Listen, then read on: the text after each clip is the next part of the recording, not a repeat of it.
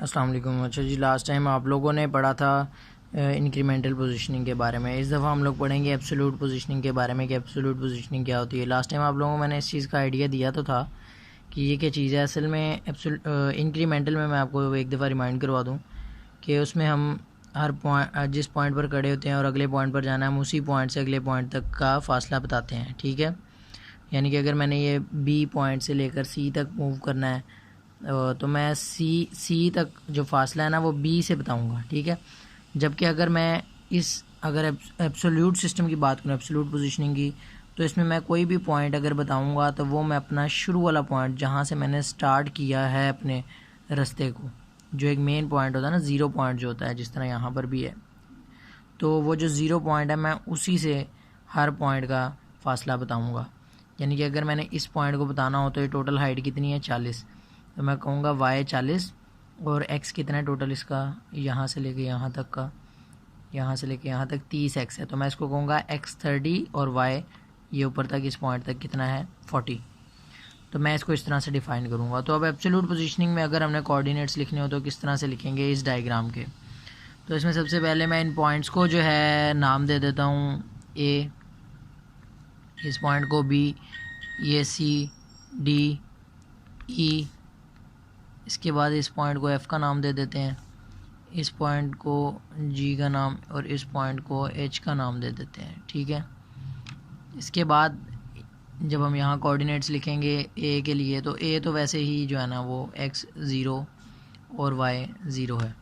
तो जब हम ए से बी की तरफ जाएंगे तो बी पर कोऑर्डिनेट्स क्या होंगे, यहाँ से यहाँ जाने के लिए ये कितनी हाइट है ये आपको यहाँ से पता लग रहा है, इसके अगेंस्ट ये रेफरेंस लाइन ये लगी हुई है। ठीक है, प्रोजेक्शन लाइन, और ये जो है 10 का फासला जो है यहाँ पर दिया गया है। तो इसके बाद यहाँ पर हम लोग एक्स की डायमेंशन देंगे कि एक्स में कोई मूवमेंट नहीं है यहाँ से यहाँ तक ए टू बी, और वाई में मूवमेंट हुई है और वो ऊपर को हुई है, यानी ये पॉजिटिव है 10। इसी तरह बी से जब आगे सी की तरफ चलेंगे तो हम देखेंगे ये एक्स में मूवमेंट हुई है और ये राइट साइड को जा रही है, यानी ये पॉजिटिव है। बाकी सारा का सारा हमने कॉन्सेप्ट वही रखना है। ठीक है, पर अब क्या करना है, हमने पिछले पॉइंट को जहन में रखना है कि पीछे में हम वाई कितना मूव कर चुके थे 10, तो हम वाई उतना का उतना ही लिखेंगे।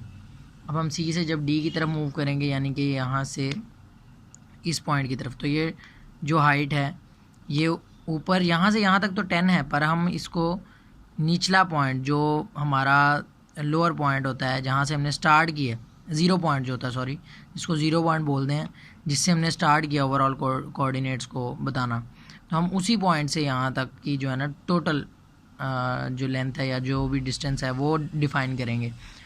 तो वो हमारा जो है एक्स में तो 20 ही है, क्योंकि यहाँ से यहाँ पे गया है ना, एक्स में तो मूवमेंट नहीं हुई, तो एक्स में तो 20 ही है, पर वाई में क्या है, वाई में ये 20 हो गया है।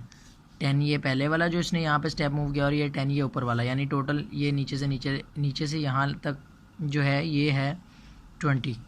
ठीक है, यानी कि इसको हमने जहाँ भी चले जाए हमने उस पॉइंट को डिफ़ाइन इसी ज़ीरो के हिसाब से करना है। उसके बाद डी से जब ई की तरफ जाएंगे तो ये एक्स आपका टोटल 30 हो जाएगा। ठीक है, यानी कि 20 यहाँ तक और उसके बाद बाकी का जो है ये टोटल दिया हुआ यहाँ से यहाँ तक का 30।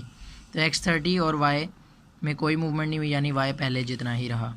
ठीक है, ई के बाद जब एफ़ पे जाएंगे तो एफ़ के लिए एक्स हो जाएगा आपका, एक्स में कोई मूवमेंट नहीं है, ई से एफ़ तक तो एक्स वही रहेगा, और वाई जो है वो हो जाएगा टोटल जो आपकी यहाँ से यहाँ तक जो ऊपर तक बन रही है, यहाँ तक डिस्टेंस जो भी है ये 40 है। ठीक है, तो ये वाई 40।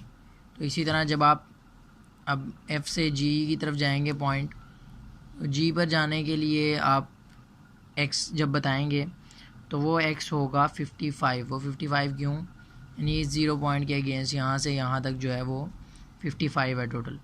और इसके बाद वाई जब आप लिखोगे तो वाई में कोई मूवमेंट नहीं हुई, इसलिए वाई वही का वही 40। और इसके बाद जब आप जी के बाद जी से एच पॉइंट की तरफ आओगे तो अब इसमें ज़रा ध्यान करना है। अब हम नीचे की तरफ मूवमेंट कर रहे हैं और वो मूवमेंट कितनी है, वो 40 की मूवमेंट है वो। ठीक है, तो ये यहाँ से यहाँ तक जो 40 की मूवमेंट है वो नेगेटिव की तरफ है, वो डाउनवर्ड की तरफ है। तो अब हम इस 40 को माइनस करेंगे पिछले जो भी हमारी वैल्यू थी वाई की पहले, उसमें से हम 40 को माइनस कर देंगे, यानी पहले हमारी वैल्यू थी 40, उसमें से जब 40 को माइनस करोगे तो वाई आपका 0 हो जाएगा। और एक्स में कोई मूवमेंट नहीं है, एक्स पहले जितना ही लिखेंगे, ठीक है, क्योंकि यहाँ पर आ जाओ बेशक एक्स तो हमारा 55 ही है ना, ठीक है, एक्स 55 और वाई 0।